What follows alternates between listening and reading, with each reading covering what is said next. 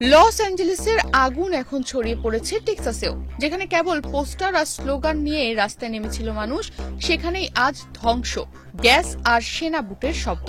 অভিবাসন বিরোধী অভিযানের বিরুদ্ধে জনরোষ এখন আমেরিকার রাজপথে যুদ্ধের রূপ নিচ্ছে।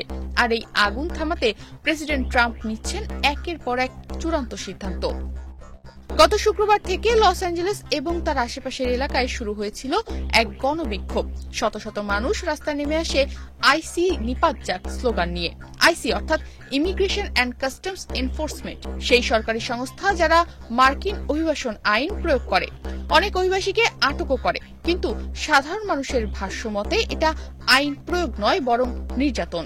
এরপরই ৮ জুন একটি গণসমাবেশ হয়, যে সমাবেশ হঠাৎ করেই রূপ নেয় সংঘর্ষে। সড়ক অবরোধ, গাড়িতে আগুন দেওয়া, দোকানপাট ভাঙচুর, সব মিলিয়ে যেন যুদ্ধক্ষেত্রের চেহারা নেয় লস অ্যাঞ্জেলেস। এখন পর্যন্ত লস অ্যাঞ্জেলেসে পুলিশের হাতে গ্রেফতার হয়েছে অন্তত ১৪৮ জন, এর মধ্যে অপ্রাপ্তবয়স্কও রয়েছে। পরিস্থিতি নিয়ন্ত্রণে আনতে প্রেসিডেন্ট ট্রাম্প মোতায়েন করেছে ২১০০ ন্যাশনাল গার্ড এবং অতিরিক্ত ৭০০ মেরিন সেনা।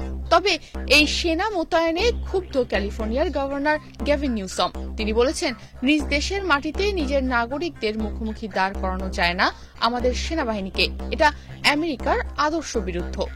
কিন্তু সমস্যা এখানেই থেমে থাকেনি। এখন সেই আগুন ছড়িয়ে পড়েছে টেক্সাসেও।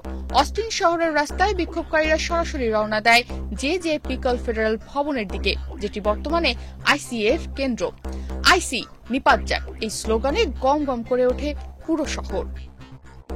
অস্টিন পুলিশের ঘোষণা ছিল পরিষ্কার, এই বিক্ষোভ অবৈধ, সরে যান, না হলে রাসায়নিক পদার্থ ছোড়া হবে। বিক্ষোভকারীরা না সরলে ছোড়া হয় কাঁদানে গ্যাসের শেল। দলটি ভবনের সামনেই ভাঙচুর শুরু করে বলে জানিয়েছে স্থানীয় গণমাধ্যম। ডালাসে আবার একটু ভিন্ন দৃশ্য দেখা যায়। প্রায় ৪০০ জনের একটি দল জড়ো হয় মার্গারেট হান্ট হিল ব্রিজে, তবে সেটা ছিল তুলনামূলকভাবে শান্তিপূর্ণ। পেন্টাগনের মুখপাত্র শন পার্নেল এ বিষয়ে গণমাধ্যমকে বলেছেন, এই সেনা মোতায়েন জননিরাপত্তা নিশ্চিতের জন্য। নির্দেশ এসেছে সরাসরি প্রেসিডেন্টের কাছ থেকে। আইসিকে সহায়তা এবং ফেডারেল সম্পদের নিরাপত্তায় যুক্ত হচ্ছেন মেরিন সেনারা। আমেরিকার রাজপথে এখন এক অন্যরকম লড়াই চলছে।